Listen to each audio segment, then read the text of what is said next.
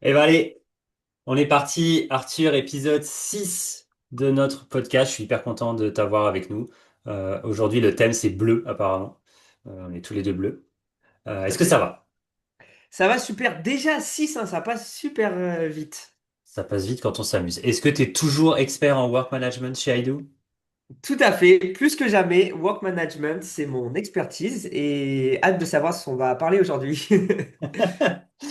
Effectivement, puisque le but, c'est, en tout cas jusqu'à maintenant, c'était de garder les sujets un peu secrets. Comme ça, j'avais des réactions spontanées de ta part et des anecdotes spontanées. On verra si on continue à faire la même chose. Aujourd'hui, on va parler des actions groupées. On va parler des bundles dans Asana, qui est une fonctionnalité Enterprise.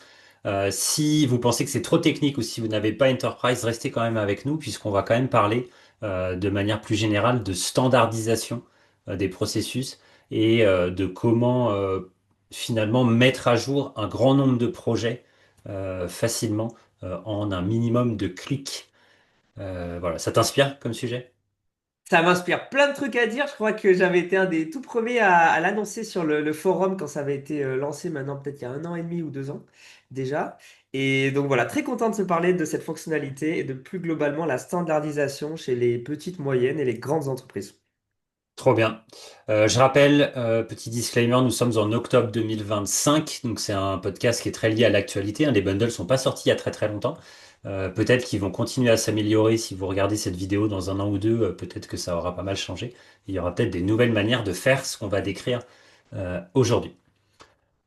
On commence avec l'importance de la standardisation. Alors, je ne sais pas si tu as des exemples en tête ou si tu veux que je t'aide, mais pourquoi en fait c'est important que les projets aient, la même tête, la même manière de fonctionner? Est-ce que finalement on ne devrait pas laisser les utilisateurs faire ce qu'ils veulent, créer leur propre projet?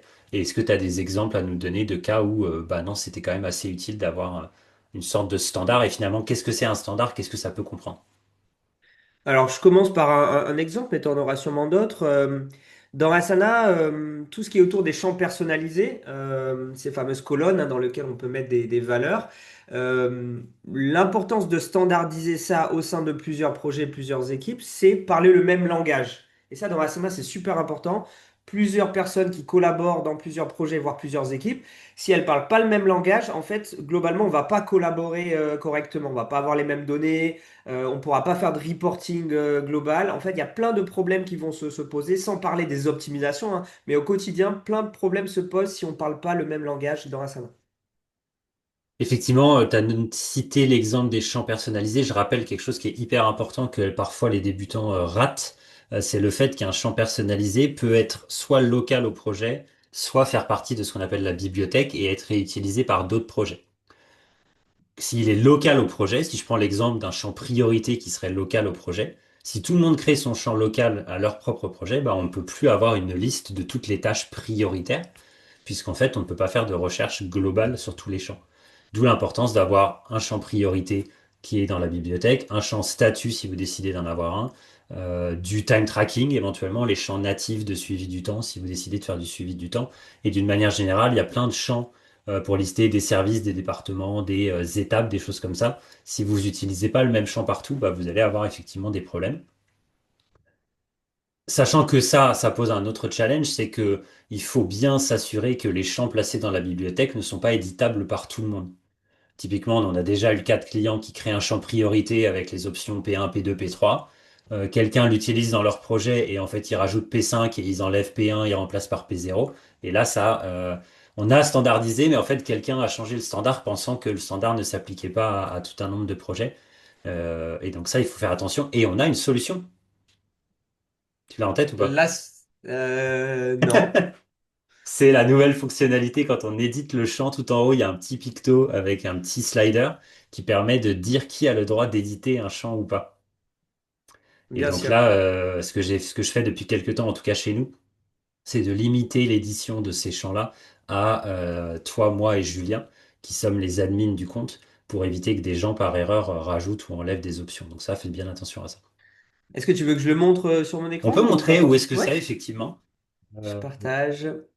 Alors là, j'avoue ne pas savoir par cœur quel est le plan nécessaire pour cette fonctionnalité. Je suis tenté de dire que c'est Enterprise, mais je suis pas complètement convaincu. Je vous laisserai tester ce cas-là chez vous. Donc là, Arthur est en train d'éditer un champ personnalisé. Il va dans l'option modifier le champ et tout en haut, vous avez un bouton qui s'appelle gérer les accès.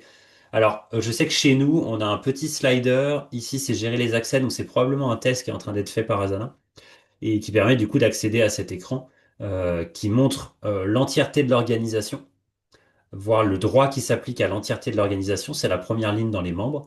Ensuite, quels sont les droits rattachés aux invités, puis quels sont les droits rattachés à des personnes spécifiques qu'on aurait précisées. Et je précise que les droits rattachés à l'organisation complète, par défaut, sont des droits administrateurs. C'est bien là que du coup est tout le problème. Donc voilà, petite recommandation pour mettre ici systématiquement vos champions et administrateurs et donner des droits utilisateurs au reste de l'entreprise. Et donc, si je traduis, hein, là, l'ensemble de l'entreprise a la possibilité d'utiliser le champ, donc de l'ajouter dans l'ensemble des projets, mais ils sont uniquement utilisateurs du champ. Ils peuvent l'ajouter, l'utiliser, hein, changer les options du menu dans leur l'utilisation courante, mais ils ne pourront pas l'éditer. Ils ne pourront pas rajouter ou supprimer des options pour tout le monde. Et ça, c'est super important. Ça vous permet de sauvegarder, de protéger en fait vos données standardisées comme ça. Exactement. Et à ne pas confondre avec une autre fonctionnalité que tu peux remontrer, qu'on a évoquée lors d'un précédent podcast, qui est dans les gestions des accès du projet. Dans ce cas-là, si tu vas dans le menu de projet, gérer les autorisations, pardon, où là, on peut maintenant empêcher certains rôles de modifier, donc de choisir d'autres valeurs dans les menus déroulants. C'est dans la partie champ. Ah, et On si, pourrait très ouais, bien dire, voilà, pour le coût ou pour le risque, seuls les admins et les éditeurs peuvent modifier des valeurs.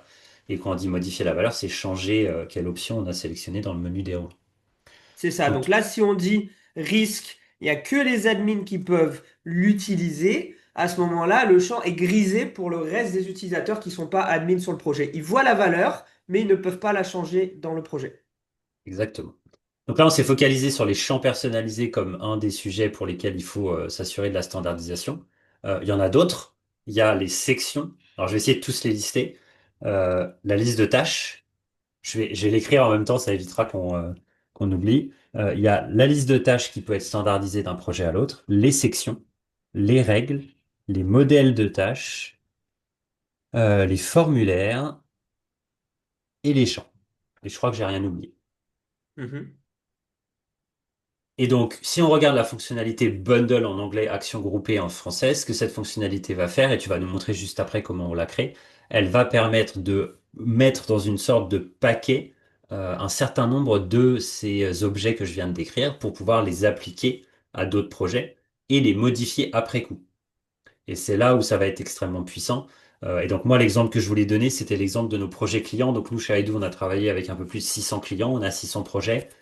Ces projets sont pilotés par un bundle qui nous permet notamment de décider les sections qui sont présentes dans ces projets, les champs qui sont affichés et éventuellement les règles qui sont appliquées dans ces projets. Et on s'en est servi. Vas-y, je t'en prie, si tu voulais réagir. Alors, non, je voulais pas réagir, mais c'est vrai que donner un petit peu aussi le côté pourquoi est-ce qu'Asana a créé les bundles. Jusqu'alors, en fait, on avait une logique de standardisation beaucoup au niveau des modèles, c'est-à-dire vous alliez lancer des nouveaux projets, vous utilisiez un modèle de projet qui contenait les éléments que Bastien vient de citer, et donc ça vous permettait de partir dans la bonne direction avec votre modèle complètement aligné avec ce que votre entreprise est à un moment donné dans le temps.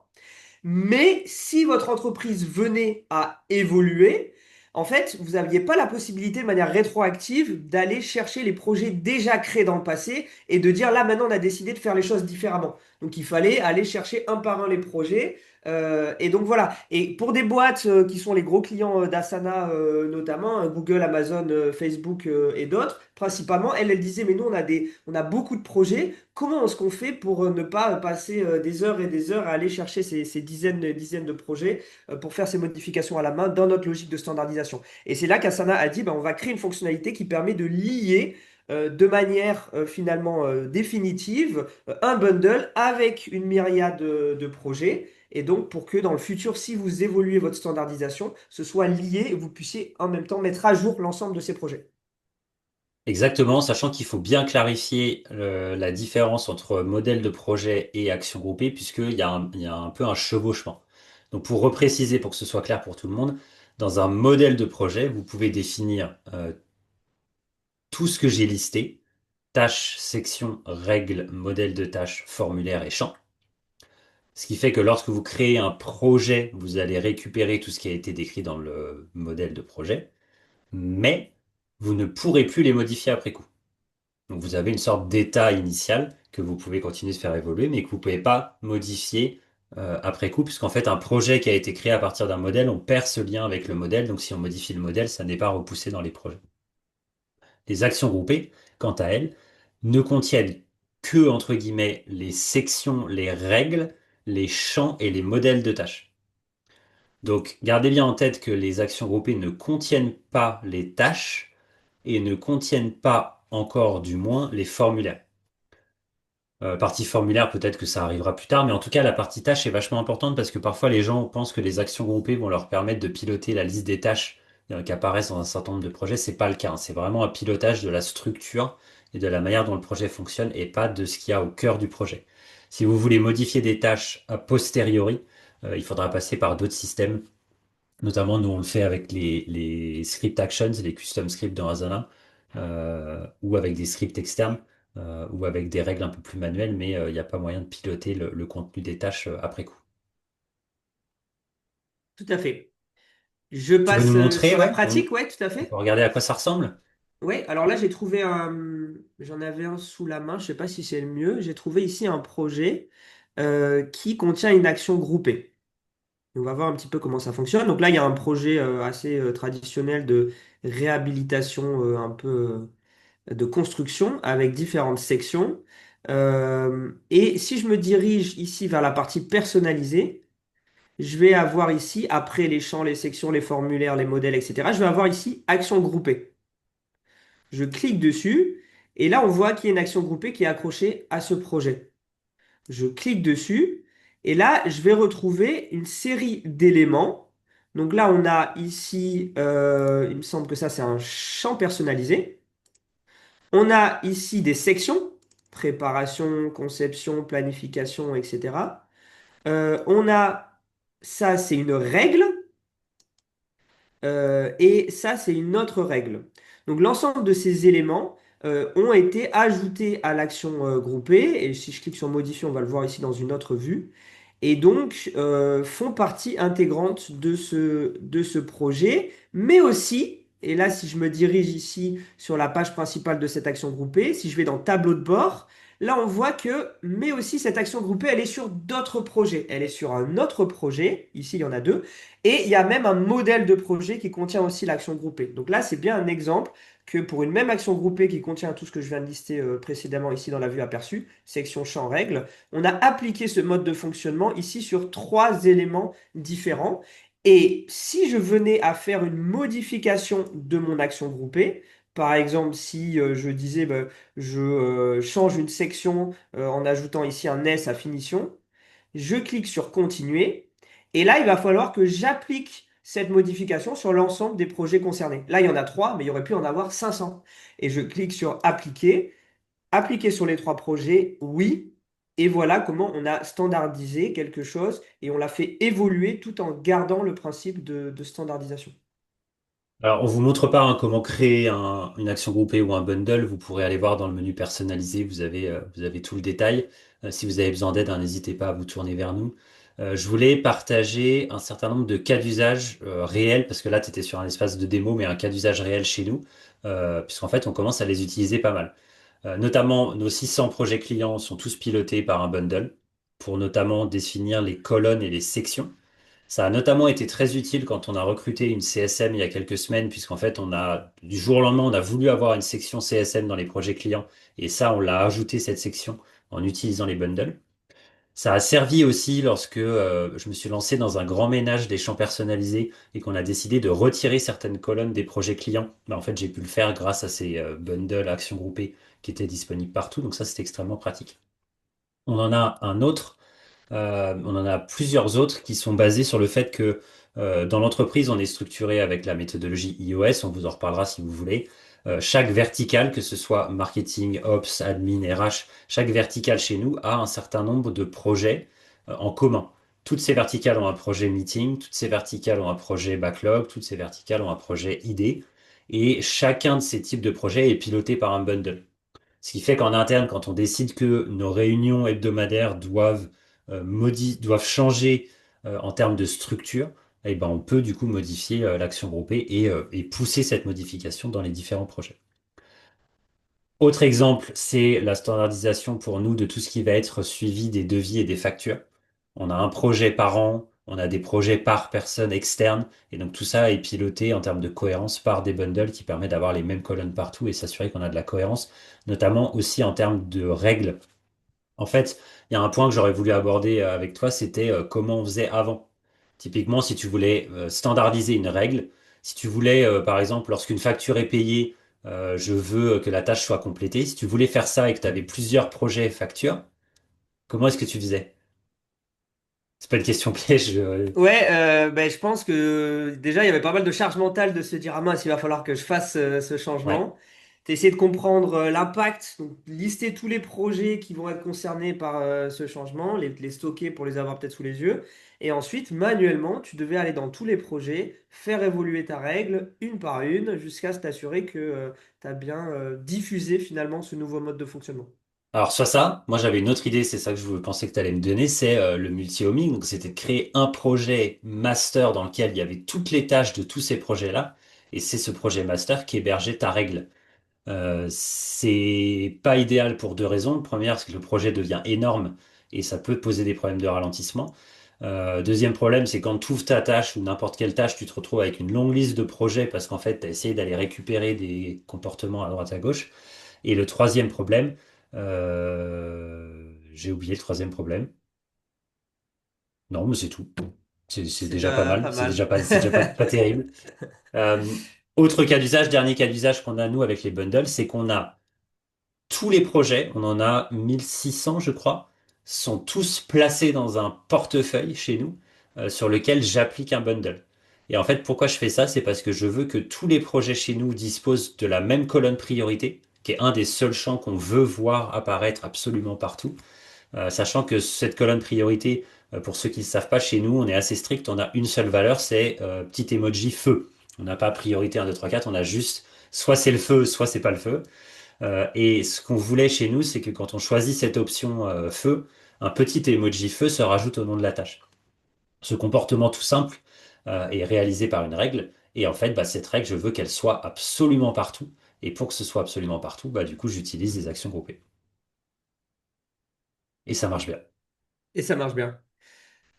Je sais pas quelle était ta prochaine question. Moi, je voulais donner peut-être un petit bémol ou un cas où il faut se méfier un petit peu des actions groupées.